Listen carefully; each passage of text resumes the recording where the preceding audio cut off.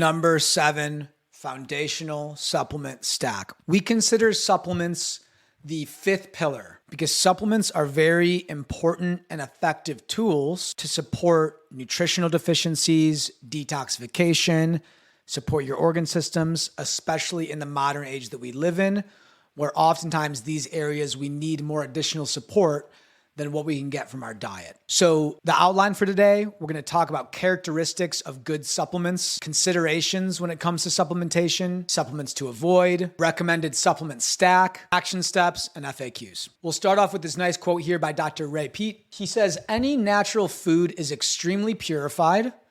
Any supplement made chemically is going to be dirty just in principle." What he means here is that supplements, oftentimes because of the way that they're made, are processed just like food. So getting all the nutrients that we can from our diet is optimal. And then having a high standard for the kind of supplements that we use is necessary to make sure that the supplements that we're taking for health are not actually doing more damage than good. Let's talk about some characteristics of good supplements. They should be low additive, right? Treating supplements just like food.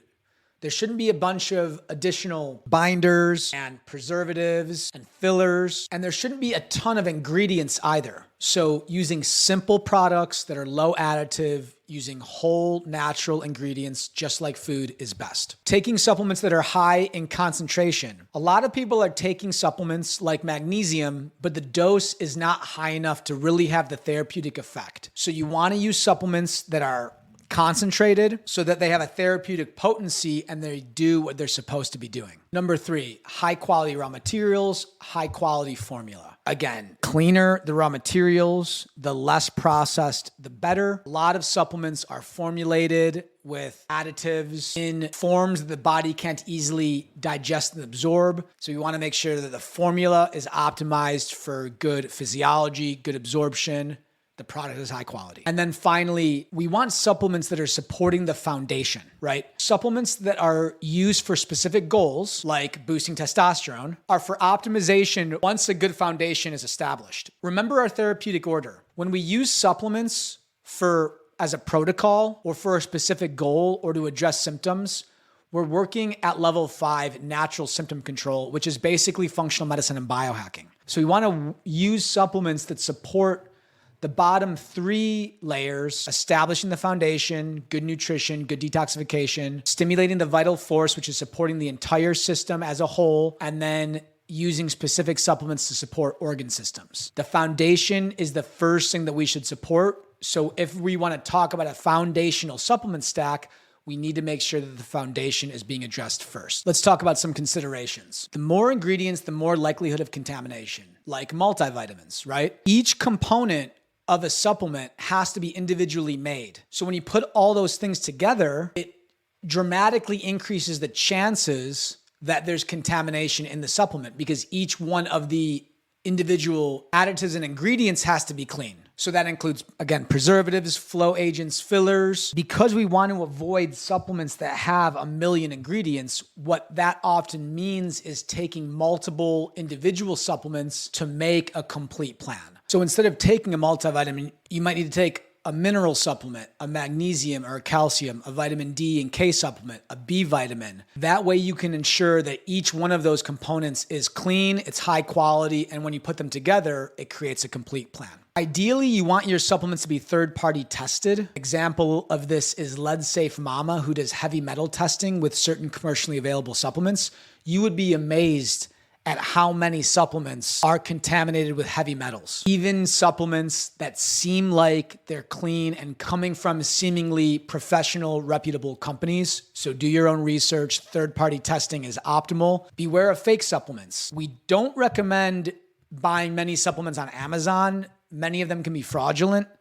They also may not be stored in the proper temperature-controlled conditions like they would be if they were coming from an actual supplement dispensary. Again, whole foods ingredients often make the best supplements and they're less processed. Supplements cannot replace an inadequate diet. A lot of people want to supplement their way out of nutritional deficiencies and poor dietary practices. We recommend trying to meet all your needs from diet first and using supplements supplementally to add on to the good nutrient density of your diet. So to reiterate some of the things that we talked about in the nutritional principles, we want to eat as many superfoods as we can that have a high nutrient density. Some examples: dairy, especially raw dairy, has high amounts of calcium and magnesium and the fat-soluble vitamins A, D, E, and K. Liver is like nature's multivitamin. It has high amounts of the fat-soluble vitamins, especially vitamin A. It's got tons of B vitamins, especially B12, zinc, copper, carnitine, and taurine. Oysters, nature's multi-mineral. It's got high amounts of zinc, copper, selenium, iodine, and other trace minerals. Eggs, especially egg yolks. Your fat-soluble vitamins, especially vitamin A. That's what makes the yolks of good eggs orange looking. B vitamins, choline, cholesterol. Remember, cholesterol is good for you. Sea salt, of course, sodium, iodine, other trace minerals. Orange juice, high amounts of vitamin C and potassium. Let's talk about supplements to avoid. This isn't a complete list, but there's a lot of misinformation in the supplement industry, and a lot of people are taking supplements that are actually doing more harm than good for a variety of reasons. Fish oils and omegas. This may be shocking, but fish oils and omegas are PUFAs. They're polyunsaturated fats. They are very susceptible to oxidation, which means that they break down and they cause free radicals. And whether or not omega-3s are even essential is honestly still up for debate. Most people are taking way too much of these fish oils. If you're worried about omegas, we recommend taking cod liver oil, which has a moderate amount of omega-3s and gets you vitamin A and vitamin D. But we don't recommend supplementing fish oils when we're already being bombarded with PUFAs through seed oils. There's no need to put that additional strain on the body. Iron. I don't recommend iron to anyone unless you know for certain you have a serious iron deficiency. Many people whose blood work we look over have anemia, but an excess of iron. So anemia doesn't always mean iron deficiency. It means iron metabolism issues. That oftentimes comes from other minerals and vitamins that are deficient that are preventing the iron from being converted properly. Iron can be very toxic for the body. It can make you rust because iron rusts, which can create oxidative damage and inflammation. So you only take iron from a good heme source like encapsulated beef blood, and only if you need it. Rock-based minerals. Many mineral formulations are literally ground up rocks, very hard to digest and absorb. You're barely going to get any bang for your buck from these kind of products. You want to get organic, natural products that come from living organisms. The absorption and quality of those products is going to be way, way higher than inorganic materials like rocks. Most synthetic vitamins, a lot of synthetic vitamins are made from coal tar, which is a byproduct of petroleum. Again, trying to get natural vitamins and minerals as much as possible. There are some decent synthetics on the market that are formulated properly. So it's not a hard and fast rule. It's a guideline. High dose isolated nutrients. Remember that the body is a system and all the vitamins and minerals interact with each other in a very complicated way. So taking one single nutrient at a high dose can upset the balance of all the nutrients in the system, and sometimes can cause deficiencies in other nutrients, especially when you take high doses of B vitamins. All the B vitamins work together, so you typically want to take all of them together if you're going to supplement them. Most multivitamins, as we already talked about. Most probiotics, the microbiome of the body is a delicate balance. A lot of probiotics aren't high quality. They're not absorbed well. They're not going to really change the microbiome of your gut. They're honestly just a waste of money. There are some good ones on the market. Check our health resources master list for our favorite recommendations. Fiber. Fiber can add to endotoxin in the body by feeding bad bacteria that eat off of the fiber. This is one of the reasons why grains, beans, nuts, seeds, and raw vegetables are in the limit category in our nutrition principles, because the high amounts of fiber can actually make digestive issues worse. There are some good fibers in the market. We recommend using the antiseptic fibers are the best. Beware fiber. Phytoestrogens. There's no reason to supplement with additional estrogen.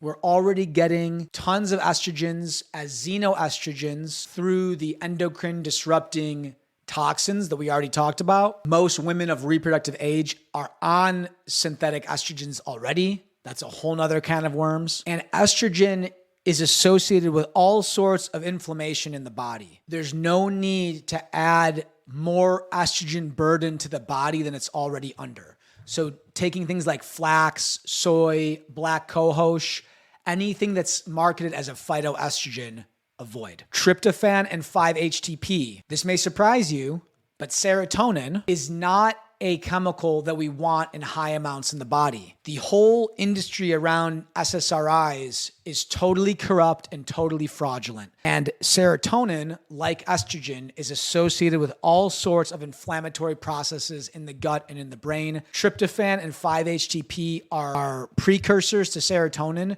We don't want to be increasing and driving serotonin further. Nitric oxide. This is another product that's marketed as a health product when nitric oxide is associated with all sorts of inflammatory and stressful biochemical responses in our body. We don't want to encourage those processes by supplementing with nitric oxide. Okay, let's talk about building a supplement stack. The following stack represents a foundational approach based around nutrition and good digestive support. Remember, we're working at the bottom of the therapeutic order at the foundational level with the 4 pillars and at the organ system level. And digestion always comes first when we're wanting to optimize the physiology. This stack should help the vast majority of individuals without causing harm. So it represents a general template that you can use to build your own individualized supplement stack. Remember, it's just a template. This may not work for you. The only way to know what you need is to do testing, to work with a practitioner, to figure out exactly what you need. But this is a very good starting place. The ultimate test is personal experimentation. See how these things make you feel. So let's get into the stack. We have 6 things that we're recommending. Number 1, vitamin A, D, and K. These are fat-soluble vitamins that are highly deficient in our modern diets. We want to try to get all of these things from our food as much as possible. Eating liver, eating eggs, drinking milk. We want to try to get as much sun as possible to support our vitamin D production. It's super, super hard to get all the vitamin D that your body needs for optimal function just from the sun, especially if you live in the northern latitudes like we do in the United States. So supplementing the fat-soluble vitamins, because they're so important, is a good insurance policy on top of a good diet. Calcium, difficult to obtain without high amounts of dairy consumption. We recommend high amounts of dairy consumption if dairy works for you because calcium is so fundamental to optimal metabolic function. So if you're not consuming good amounts of dairy, particularly milk, especially if you're avoiding dairy, supplementing with calcium. The best calcium food that you could eat if you're not eating dairy is leafy greens, sauteed leafy greens. You can get a pretty decent amount of calcium, but it's hard to get your ideal amount without additional supplementation. Magnesium. Magnesium is super deficient in modern times, and magnesium is rapidly lost during stress and during hypothyroidism when the metabolism is low. So most people in the modern age need additional magnesium. Trace minerals. Trace minerals are something that we should be getting from our soils, but our soils have been over-farmed. They tend to be deficient, and we're not eating the traditional ancestral foods that we once did, like liver and oysters. So we do recommend eating those foods and probably supplementing trace minerals on top of that. B vitamins. Again, they're needed for optimal metabolic function. They're very important for mitochondrial cellular respiration. They're lost during stress. They're lost during alcohol consumption. Most people aren't getting enough. Liver is one of the best B vitamin supports. So eat liver on top of supplementing. And digestive support. Your digestive tract is the most foundational organ system in your system. If your digestive system isn't working properly, nothing else is going to be optimal. So taking additional digestive support to support the top of the hierarchy, important. So I want to give an example of this stack. At the time of filming this video, these are some examples of supplements that are high quality that we recommend. And we have this plan on Fullscript if you're interested in it. This could change. So don't take this as gospel. Companies are always changing their formulations and we might change, but at least we can look at the formulas, at the ingredients to have some idea of what a good supplement stack could look like that fills all the vitamins and minerals that we talked about up here and gives the digestive support that's optimal for function. So this is what the stack looks like. Here's the dosing, and let's look at these particular supplements. First, we have Osteo K. Osteo K contains a good amount of calcium. The dosage here is 3 capsules twice a day. So we're looking at the supplement facts here for 3 capsules. So we times this by 2. So you get 2,000 IUs of vitamin D, not bad. 1,000 milligrams of calcium, which is pretty good for your daily value. And a high amount of vitamin K2 MK4, which is probably the best form of vitamin K. It helps to regulate all of your calcium metabolism.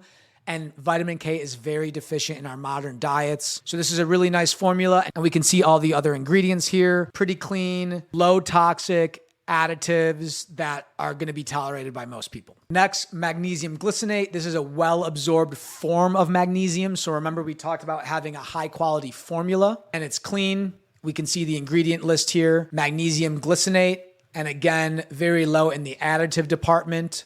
You can take 6 or more capsules of this product daily to get 600 milligrams of magnesium or more a day. Beef liver. This is nature's multivitamin. It contains tons of vitamins and minerals. So this is a very clean formula. Grass-fed liver. We have some trace minerals in there, and it's in a gelatin capsule. No additives. This catalyzed mineral complex, there's a bunch of trace minerals in it. And additionally, it has shilajit, which is made of humic and fulvic acid, which is really good for absorption. There's quite a few ingredients in this. So this could be suspect for just the amount of ingredients. This comes from a reputable company that does third-party testing. So we know that it's likely clean and free of heavy metals, and it has low amounts of additives, as we can see down here. So a pretty good product that is high potency with the shilajit, which will help the mineral absorption. And then Zypan. This is one of our favorite digestive supports. It comes from Standard Process, which is a reputable company. Again, that might not be the case forever. This is just the case with the filming of this video, but Standard Process has been around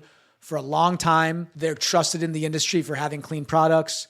And this product contains support for the stomach with betaine hydrochloride, that's stomach acid, pancreas support, spleen, etc. So it's kind of like an overall digestive support and has low amounts of additives in it. A few other good examples of clean products that you could consider. Eggshell calcium. This is a calcium supplement that comes from eggshells. So it's organic. It's not coming from rocks. So it's well absorbed. Ionic seawater for trace minerals. Instead of taking the product here, the mineral complex, you could just drink ionic seawater. Clean, natural, well absorbed, and will get you a lot of trace minerals. Just taking pure shilajit for trace minerals. Shilajit is a adaptogen that's been used in Ayurveda for hundreds to thousands of years, so it's a completely natural product found in nature. Taking enzymatically processed yeast for B vitamins. Instead of taking synthetics, you can take clean yeast that's been processed that naturally is high in B vitamins for like a whole food version of B vitamins.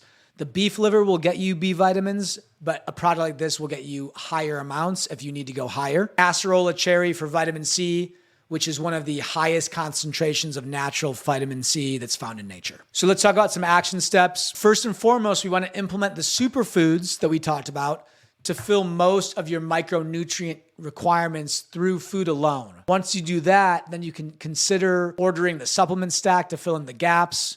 You can individualize it however you want, and you can work with a practitioner and do additional testing if you want to individualize further. Again, do your own research. This is at your own risk. Make sure that what you're taking is safe. It's not going to cause you any problems. Let's talk about some FAQs. How do I assess whether a supplement is high quality or not? You want to look at the ingredients. You want to scrutinize the company. Make sure it's a high quality professional company. And most ideally, see if they have third-party testing to make sure that their product is clean. Of course, the ultimate test is to take it yourself and see how it makes you feel. The true method of knowledge is experiment. How do I figure out if I need a supplement? You can do testing to see if you have deficiencies, and we definitely recommend that so that you can be specific and you can know what you need. You can take a generalized approach, which is what we did with the foundational supplement stack, knowing that we don't just want to cover our deficiencies, but we want to get to optimal amounts. And with the modern diets and the food system that we live in, it's hard to get optimal amounts. So taking something that has, for a good reason, to get to optimal is a decent strategy. And if you feel good from taking something, it probably means that you need it. How do I know if a supplement is working? A lot of people that we work with want to do testing to confirm something's working. That's fine.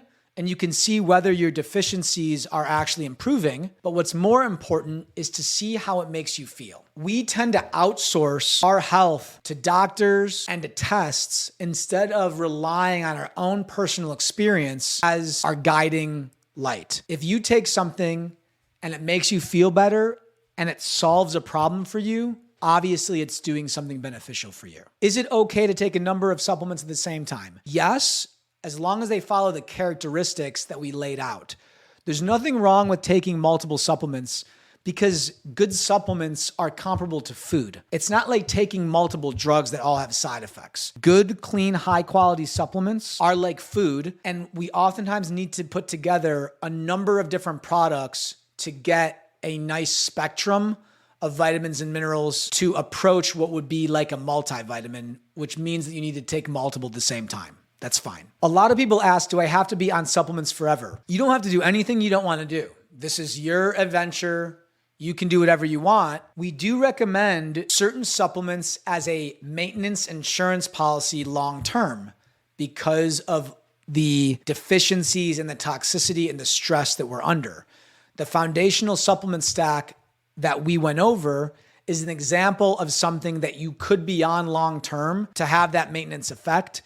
You just want to make sure that you're filling all of your vitamin and mineral needs every day. Your body needs a continuous flow of these nutrients. It's not something that eventually goes away. You can optimize your function where your body can do better with less because your physiology is working well and your stress is decreased, but you still want to make sure that you're filling your needs. Some supplements that you take would be more of a short-term thing to correct a problem. And then, of course, you don't have to take that once the problem is corrected. What should I do if I have a negative reaction to a supplement? Sometimes people have individual responses to supplements that are hard to predict, even if on paper the supplement looks good. If you have a negative reaction to something, it's likely because it's not the right thing for your body. Most supplements shouldn't cause any negative side effects. There might be some exceptions to that depending on what the supplement's trying to do, like increasing detoxification, but most supplements shouldn't have any side effects. So if you have any negative reaction, that's probably a red flag and you should probably avoid it. Switch formulas. Thanks guys. See you in the